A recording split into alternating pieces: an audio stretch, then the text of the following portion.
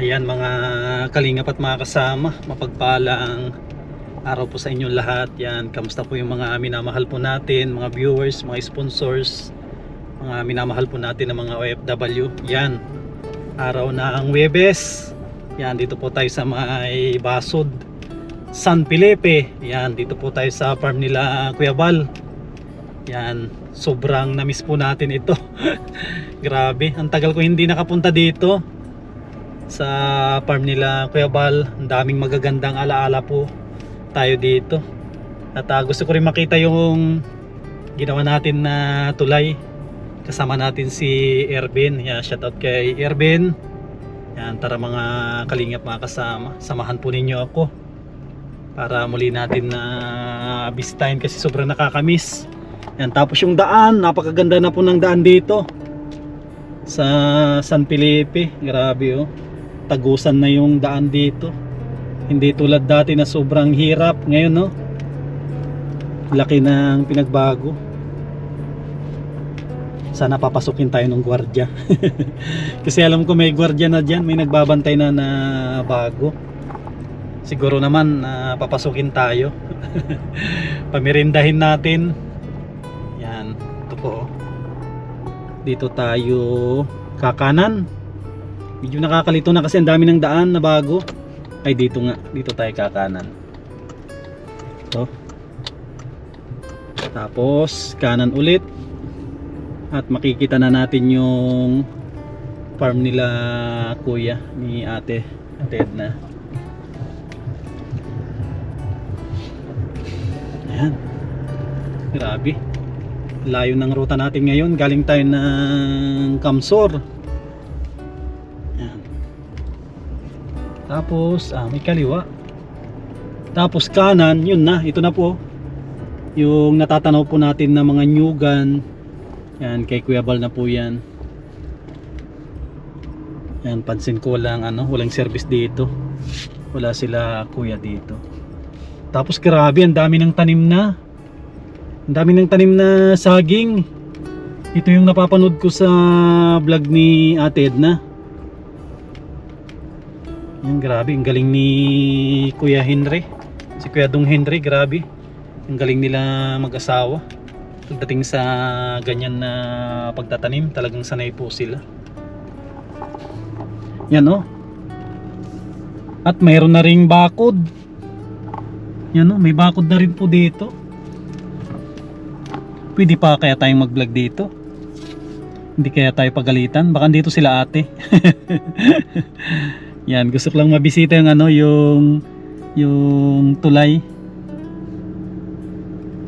Yan, tara pasok tayo siguro. Okay lang kung andyan sila ate, at least makita natin si ate. Andyan silang nagtatanim. Hindi na natin ipakita yung mga mga tanim pa, yung bistahin lang po natin yung tulay. Yan, tara. Ayan mga kasama, oh, grabe. Laki na ng pinagbago nitong farm. Magmula nung hinawakan ni Kuya Dong. Tapos yung bago dun sa may likod. Yan o. Ganda. Ganda na ng farm. Tao po. Tao po. Parang andun sa likod yung bantay. Grabe, ang daming pananim na po dito. Kakatuwa naman. Grabe, kakatuwa po dito. Laki ng improvement. Ang makikita po natin puro tanim na saging. Dito tayo siguro. Pati daan, di na natin alam. Grabe, ang ganda ng panahon. Sobrang init. Sa ibang lugar maulan, dito naman ay mainit. Yan. Kagagaling lang po natin sa pag-scout sa Sipokot. Nagdaan na rin ako dito kasi sobrang namiss ko yung lugar na ito. Grabe. Dito yung bago lang po tayo. Bago lang tayo sa Kalingap. Alternate yung dalaw natin dito. Bukod sa pagpapakain natin sa mga senior, ay nadalaw tayo dito sa farm. Dito rin po tayo nagtatanim. Yan, maganda pala talaga dito saging na paramihin. Alam ko lahat ng mga ito, mga lakatan. Grabe, ang daming tanim po dito. Nyog at saka saging, pero kung ikumpara natin, mas madaming tanim na saging kaysa nyog. Kasi ang nyog, tingnan po yung nyog, oh. Yan, mga nyog po yan. Yan, puro nyog yan. Tapos yung nakasingit ay mga saging. Yan, di na po tayo pupunta doon sa likod. Dito lang tayo sa may bungad, sa may tulay, kasi gusto ko makita yung tulay. Ito po yung nagdudugtong doon sa likod tsaka dito sa harap. Yan, project po yan, project namin ni Ervin. Yan po yung pinagkatiwala sa amin ni Kalinga Prab na gawin para hindi mahirapan pag may mga bisita na pupunta doon sa may likod. Ang laki ng pinagbago talaga, promise, mga Kalingap. Kung mapanood yun sa vlog ni Ate Edna, grabe, ang ganda talaga. Tapos yung ginawa natin na balag ay buhay pa. Yan, no, yung ginawa natin na balag. Yan, no. Yan, kung maalala po ninyo, ito yung balag na ginawa natin, no. Yan, ito yung balag na ginawa natin. Buhay pa. Tapos ito yung pinaka-importante po dito, mga kasama. Yan. Yung tulay na ito. Sobrang laking tulong po ito, yung tulay na yan. Yan, kung maalala nyo, ang dami pong nahuhulog dito. Nahuhulog sila na out balance kasi ang nakalagay lang po dito yung kahoy. Ngayon tignan po ninyo yung nakalagay dito, yung ginawa namin ni Ervin.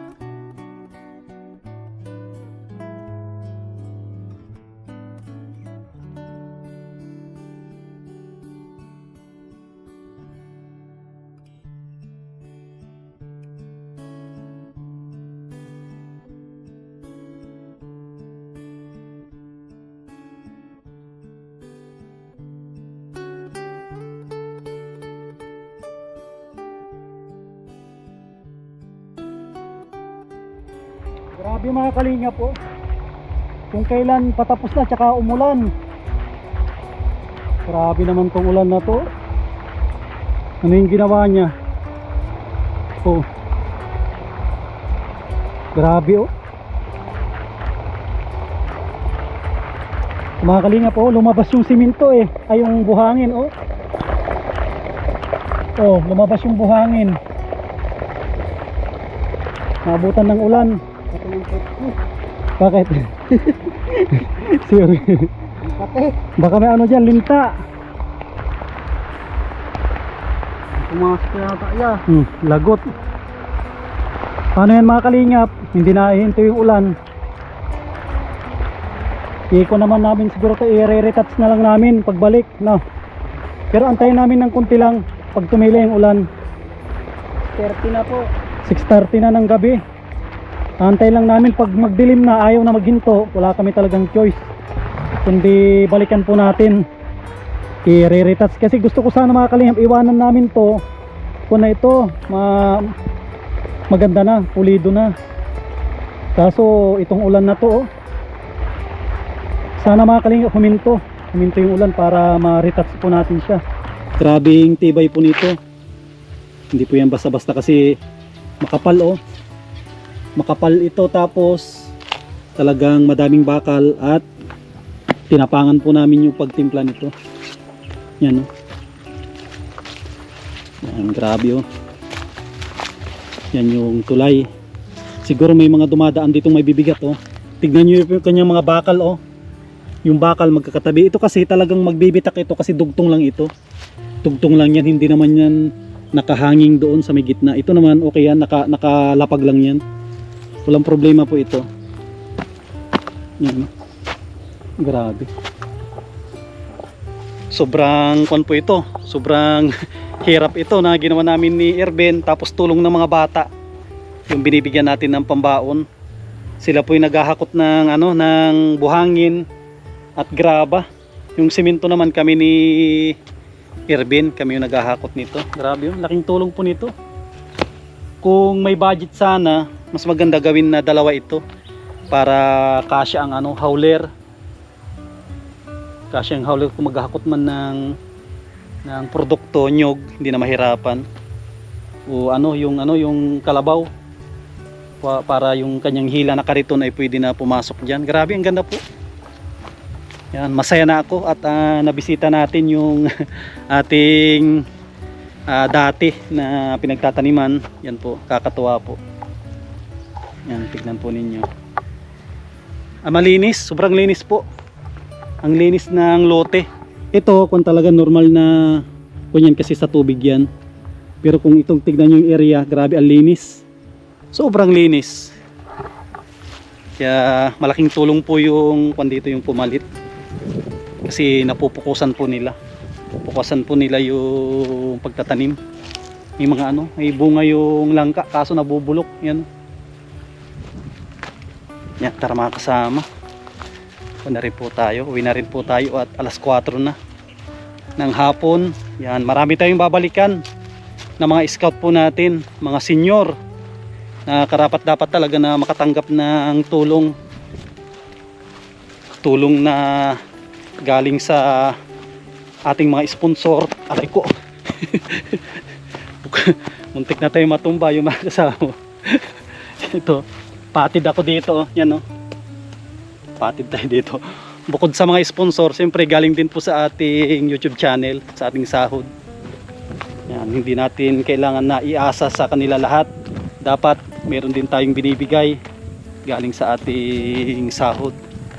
Yan, grabe, sulit yung pagpasok natin dito. Bumalik yung dati na alam mo yung balik tanaw no, nag-uumpisa pa lang tayo. Dito tayo nag-train din dito sa farm ni Kuya. Yan. Pansin ko wala nang mga alagang manok dito. Siyempre shoutout din kay Bro Rich Falcon, kay Aljos Eagle.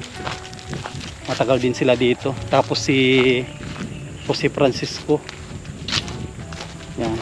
Tapos ngayon si Kuya Dong Henry. Suportahan po natin yung kanyang YouTube channel para kumita din po. At meron din po siyang pantulong sa mga scout niya. Kasi si Kuya Dong Henry nag-i-scout din po yan. Yan. Siguro upo lang tayo saglit dito para mas lalo nating ma-enjoy. Yan, para ma-enjoy po natin yung pagdalaw natin dito. Upo lang tayo saglit dito. Sa ginawalan nila, ginawalaatan nila kung ito nila Supermac. Sila Super Andoy ang gumawa ng ito, kubo-kubo na ito. Grabe. Sarap magpapawis. At sulit yung pagpunta po natin dito.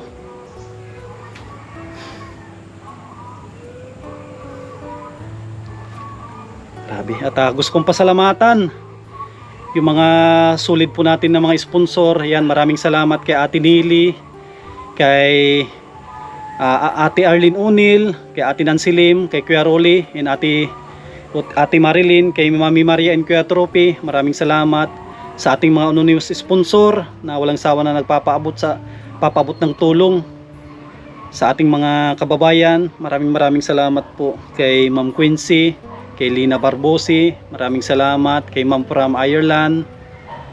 Lahat ng nagmamahal, nagbibigay ng suporta, tulong sa ating mga kababayan. Maraming salamat. Si Lord na po yung bahala na magbalik po sa inyong pamilya siksik, liglig at umaapaw po na biyaya. Yan mga kalingap, muna po tayo. Kita-kita ulit po tayo bukas. Abangan po ninyo yung mga upload po natin mga na-scout natin ng mga senior. Suportahan po natin lahat ng gumagawa ng pagtulong. Siyempre unahin natin lagi ang ating founder, ang nag-iisa na Kuya Bal Santos Matubang, kanyang masipag na anak Kalingap Rab, Ate Edna Vlogs, lahat ng Team Kalingap. Yan, suportahan po natin. Yan, mabuhay po tayong lahat. God bless.